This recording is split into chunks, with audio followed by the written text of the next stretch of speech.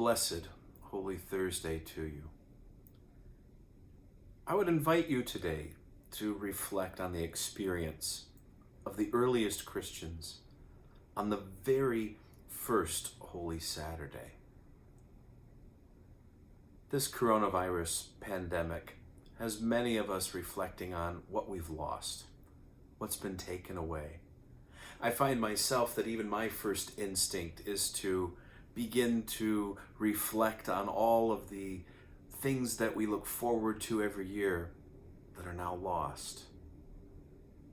Hiding Easter eggs, coloring them, Easter dinner, the blessing of Easter foods when we get together with Father Ivan at the Ukrainian church up the road.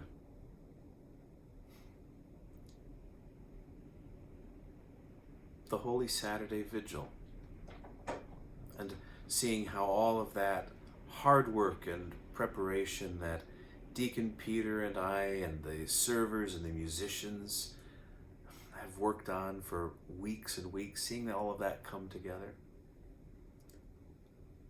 I lament it. I do. I lament its loss. And I'm sure there are many things you are lamenting right now. But I ask us to really reflect on the experience of the early church, because they also had an experience of loss. They also had an experience of great confusion, of great doubt. And really, when you think about it, it was much more severe than what we face now. We've lost many things. Many things have been stripped away. But we haven't lost Jesus. They did. Or at least they thought they had. Consider their plight. The disciples had been following Jesus around for, about 3 years by this point. They knew he was the Messiah. They had accepted him as Lord. They had pinned all of their hopes and dreams on him. They had been working with him for years, working miracles with him for years. Every thought, every plan, every imagination they had about the future, it all revolved around him. And now all of a sudden, that was up in smoke. Poof. Gone. Think about Mary. Think about how many times she had worried for her son. Think how many times she had felt the weight of the responsibility of being mother to the Messiah. Think of the angst that she felt when he was still a little kid and she'd lost him in the temple in Jerusalem. And now, after this lifetime of close encounters, brushes with death, the unimaginable had finally happened. Think of what was going through her mind after having buried her only child.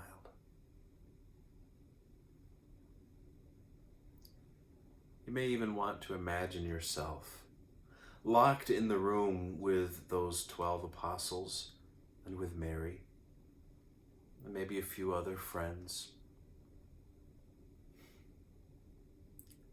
wondering if at any moment the Jewish authorities or the Roman authorities were going to bust through the door, arrest them, and carry them off to do the same things to them they had just done to Jesus. Put yourself in their place, wondering, what did it all mean? What was it all for? And what's next? Is there anything next? Everything had been stripped away.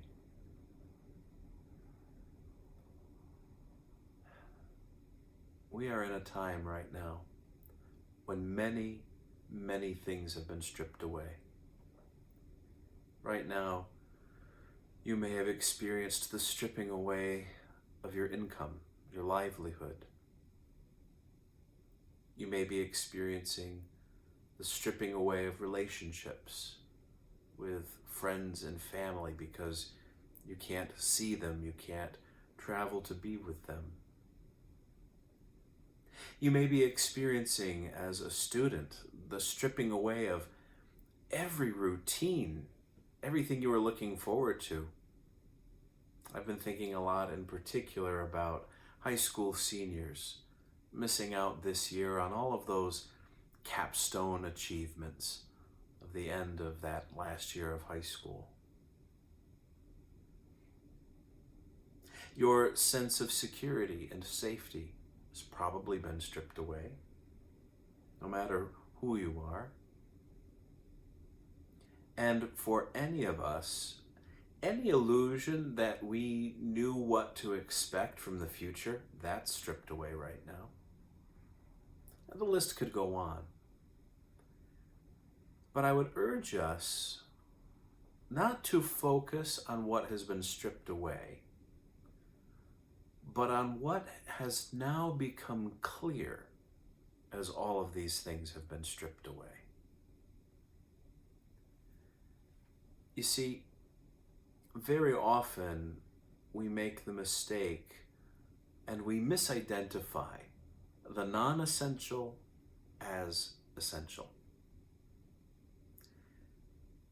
What did you think was keeping you going before is now gone, but yet you're still able to keep going.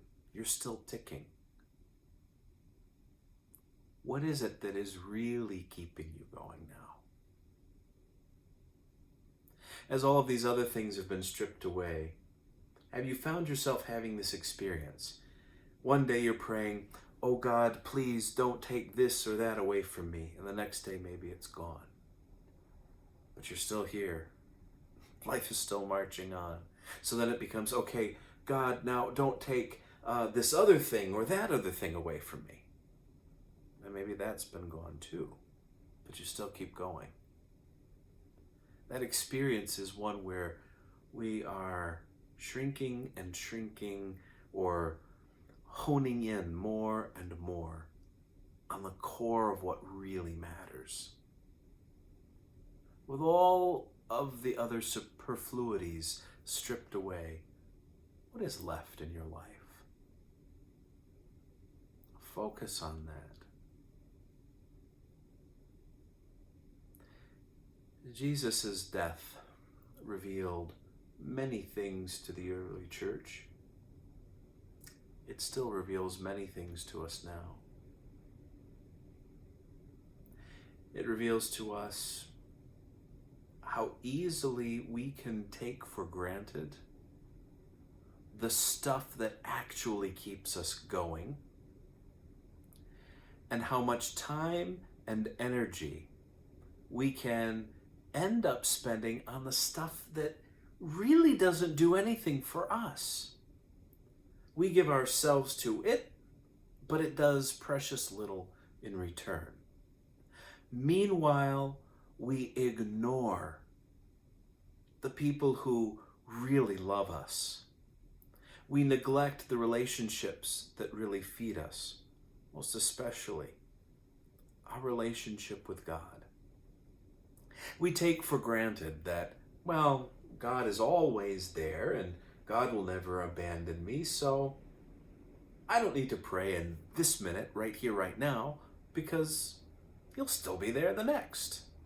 But this project won't, or this opportunity to make money won't, or this other commitment to an extracurricular activity won't, or this little side hustle I have to organize to set up something else in my future, that won't.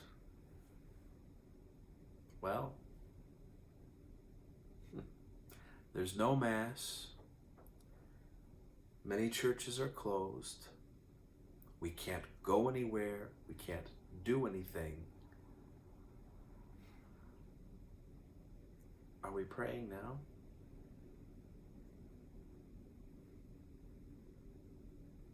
What does our relationship with God look like to us right now?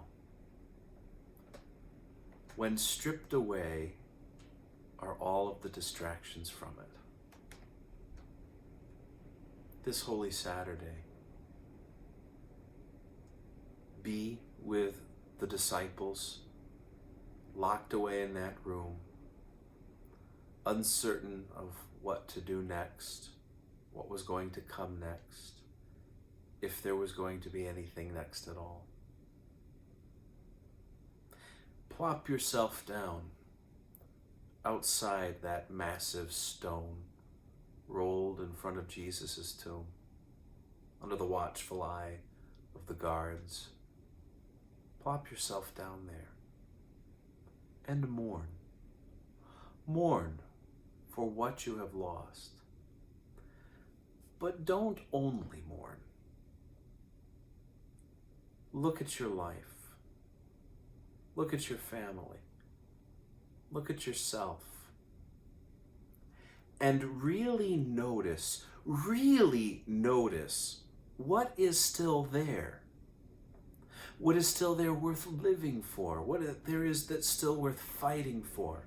What is still there that is keeping you going? And perhaps even in the midst of everything, keeping you happy, filling you with joy, giving you life. Much has been stripped away. That's true. But so much more is clearer now because of it.